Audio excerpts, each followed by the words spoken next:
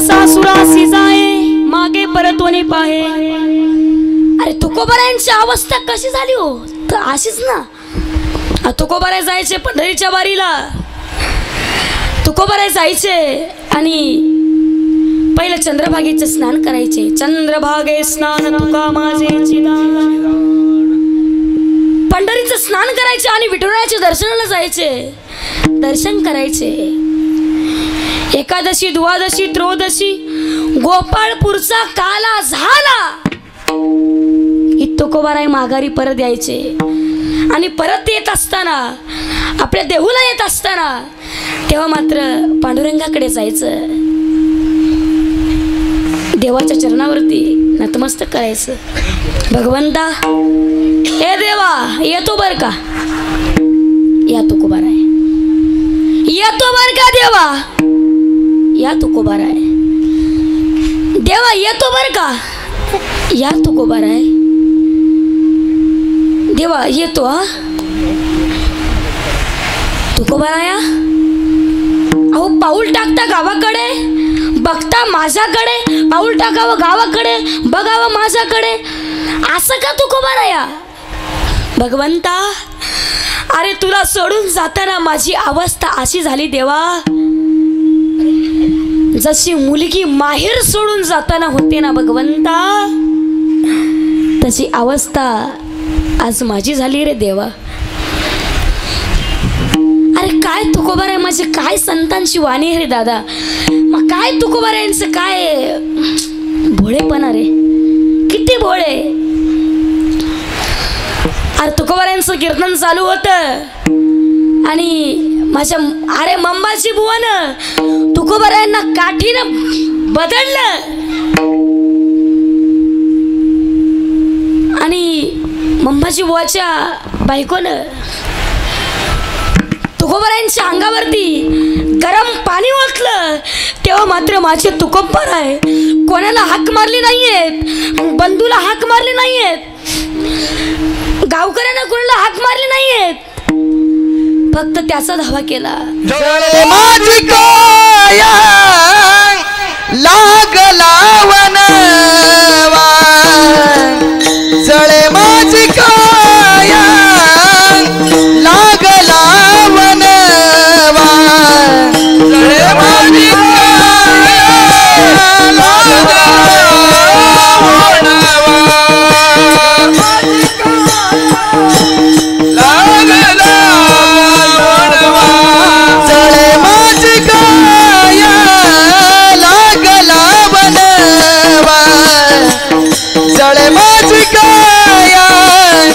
लागला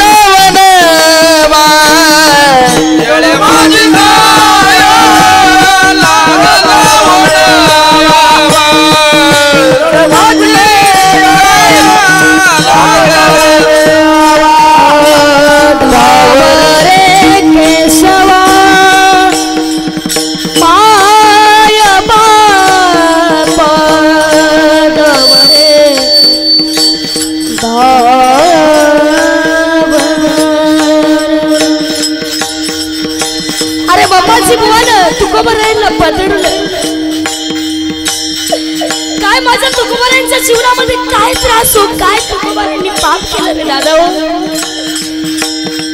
अरे जन्मतापासून तर तुकोबाराय 43 वर्षाचे झाले, तेव्हापासून त्रास सहन केला।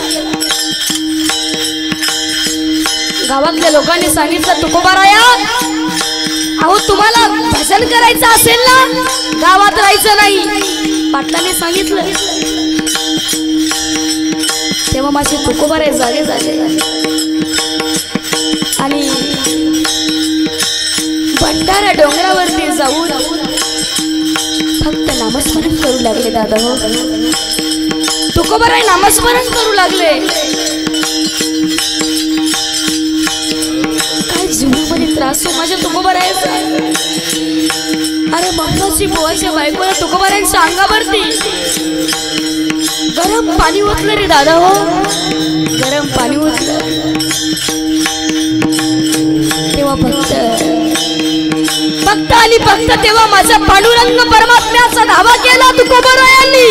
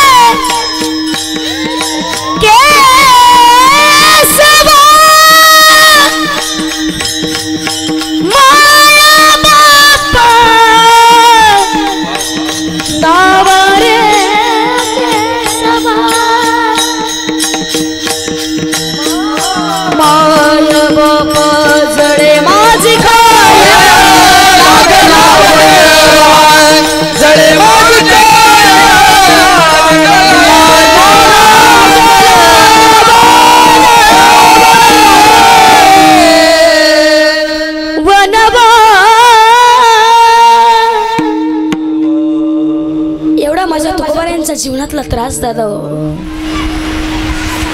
म्हणून आपण एकदा सर्वांनी 2 चरणाचा भावार्थ सांगितलेला आहे. राहिलेल्या 2 चरणाचा भावार्थ भजनानंतर पाहू.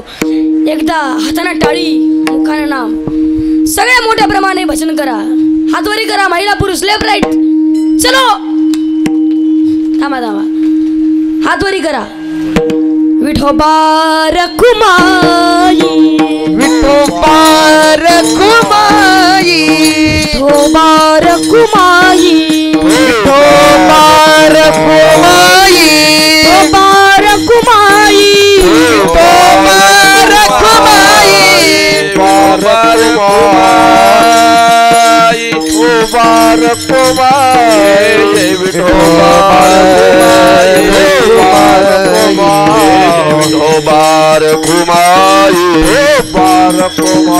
जय विठोबार कुमारी विठोबार विठोबार कुमारी विठोबार कुमारी विठोबार कुमारी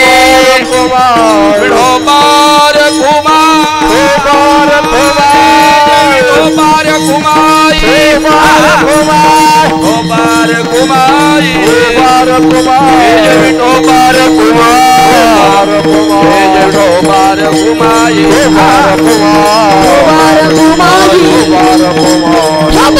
कुमारी विठोबार कुमारी गौरवे हरि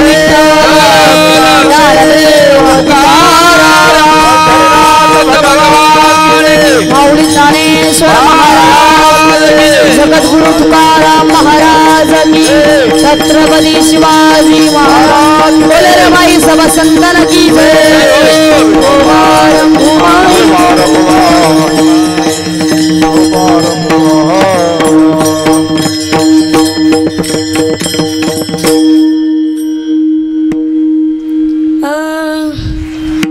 नामदेवरायांच्या दासी संत जनाबाई पहाटे उठायच्या आणि माझ्या भगवंताचं अखंड नामचिंतन करायच्या. सुंदर माझे जाते ग फिरते बहुतुके बरं.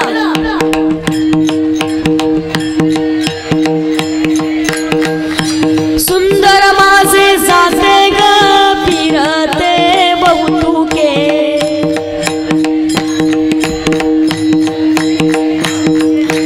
ओव्या गाऊ कौतुके तू ये वा विठ्ठला.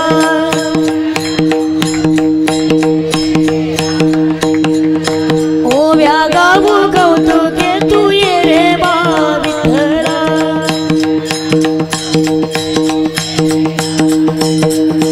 पूर्वीच्या संत जनाबाई नामदेवाच्या दासी भगवंताचं नामचिंतन करायच्या.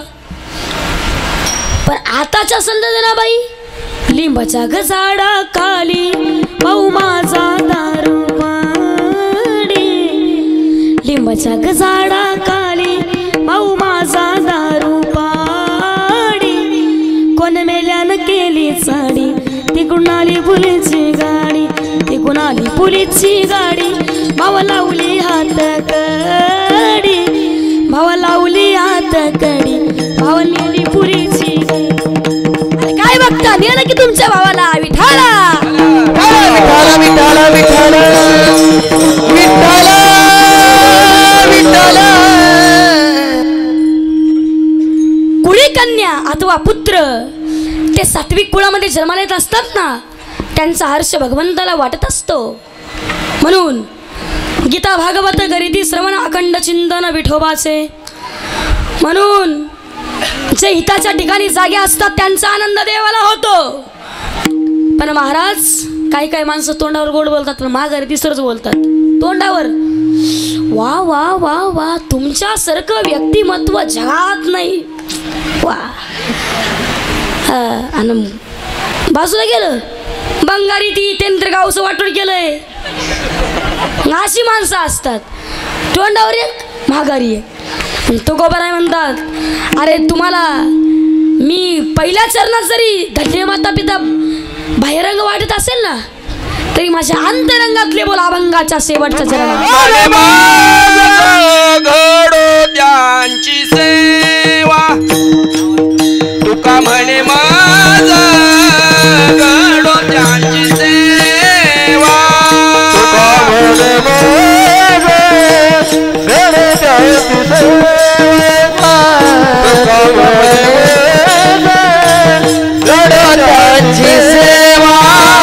तरी माझ्या दैवा पार नाही तरी माझ्या दैवा पार नाही कोळी कन्या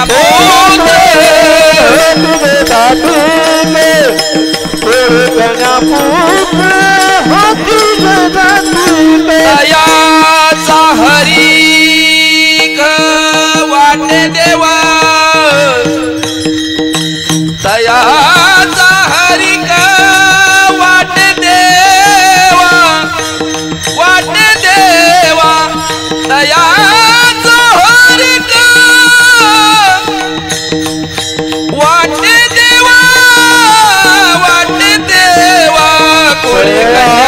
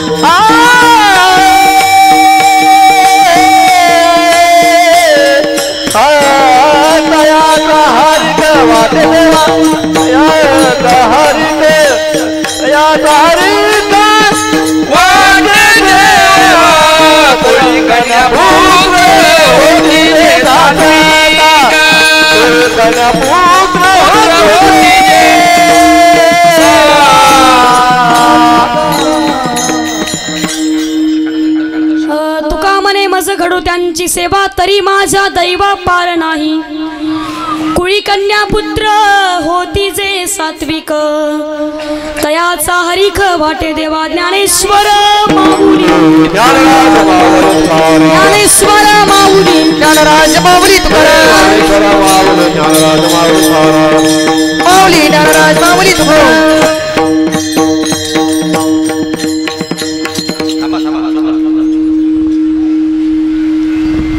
झालेली सेवा माऊली ज्ञानोबरायांच्या चरणी अर्पण करतो व तसेच मी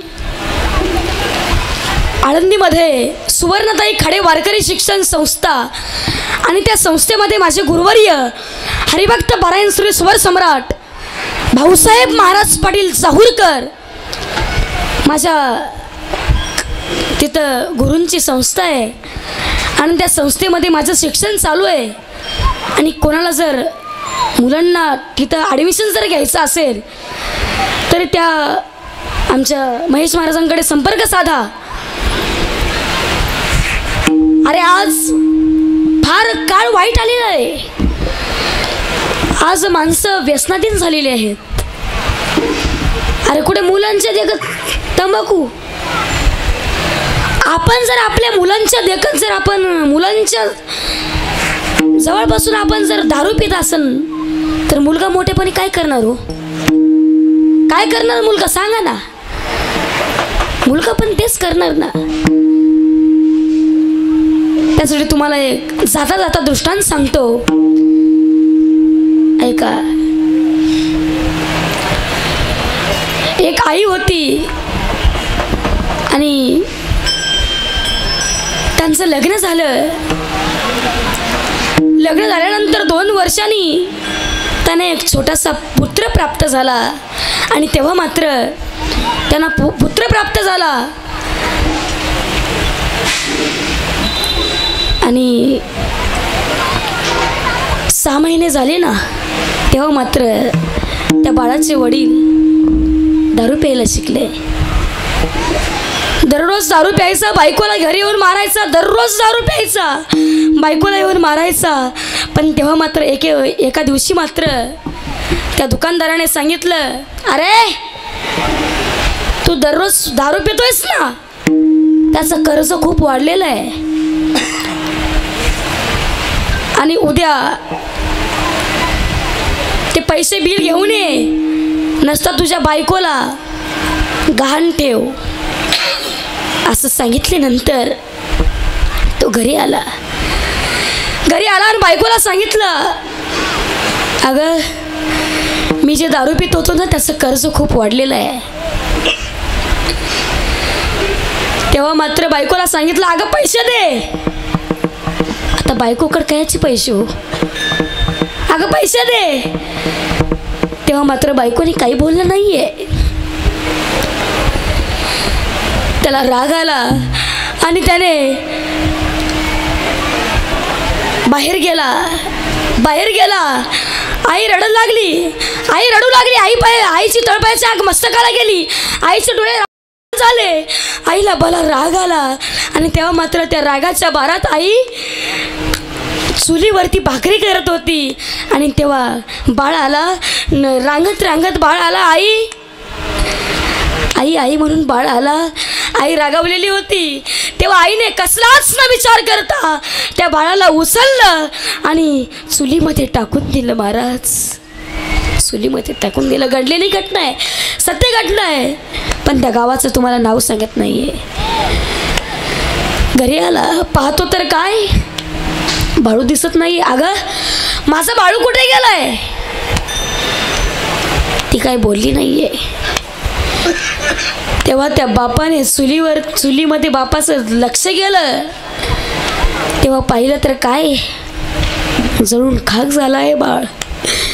बापाने कसलाच न विचार करता कलबत्ता उचलून आपल्या बायकोच्या डोक्यात घातला आणि बायको अशी तडतड तडपडू लागली. डोक्यातले रक्त वाहू लागलं. तडतड तडपडू लागली. तेव्हा मात्र तडपडून ती आई जाग्यावरती गतप्राण झाली. बापाने विचार केला, मुलगा गेला, बायको गेली, आपण कशाला जगायचंय? त्यांनी सुद्धा फाशी घेऊन आपला प्राण सोडून टाकला. महाराज, म्हणून दादा हो, माझं एकच सांगणं आहे की मुलांना चांगले संस्कार घाला. ज्याच्या मायबापाने आपल्या मुलांसाठी पैसे कमवलेत ना, प्लॉट घेतलेत, घरं बांधलेत मुलांसाठी, त्यांना म्हातारपणी हेच म्हणावं लागलं, मी तुझ्यासाठी जीवन जाणिले रे बाळा, तुने नाही पाणी पाजिले, मी तुझ्यासाठी जीवन जाणिले रे बाळा, तुने नाही पाणी पाजिले. मेल्यावरती रडतो कशाला, उगीच तारण को देऊ कशाला. मेल्यावरती हो रडतो कशाला, उगीच तारण को देऊ कशाला. मी तुझ्यासाठी प्राण सोडिले रे बाळा, तुने नाही पाणी पाजिले, मी तुझ्यासाठी जीवन जाणिले रे बाळा, तुने नाही पाणी पाजिले. म्हणून पुढे जर आपल्याला वाटत असेल ना, माझा मुलगा मला म्हातारपणे सुखात ठेवावा, तर आत्ता मुलांना चांगले संस्कार घाला. आत्ता मुलांना चांगले संस्कार घाला. मुलं आळंदीला टाका. हे बघा नेहरू धोत्रवाले, हे महाराष्ट्राची आदर्श पिढी आहे होय. सर्व गावातले आहेत का संस्थेतले आहेत? संस्थेतले आहेत. बालगोपाळांसाठी याने टाळ्या वाजवा. असली मुलं आपल्या पोटी जन्माला आली पाहिजे. म्हणून मुलं आळंदीला टाका, चांगले संस्कार घाला. आमची संस्था सुवर्णताई खाडे वारकरी शिक्षण संस्था आळंदी देवाची. म्हणून कोणाला ॲडमिशन घ्यायचं असेल तर संपर्क साधा महाराजांकडे. तसेच झालेली सेवा ज्ञानोबा यांच्या श्रेणी अर्पण करतो. आणि सेवेला पूर्ण विराम देतो. विठ्ठल जय जय विठ्ठल. विठ्ठल जय जय विठ्ठल. जय जय विठ्ठल. बोलिलेले पुरे वेडे वाकोडे उतरे. नाही उच्चारिला अधिकार म्या पुन्हा. नाही उच्चारिला अधिकार म्या पुन्हा. तुका म्हणे ज्ञानेश्वरा राखा पाया पैदल करा.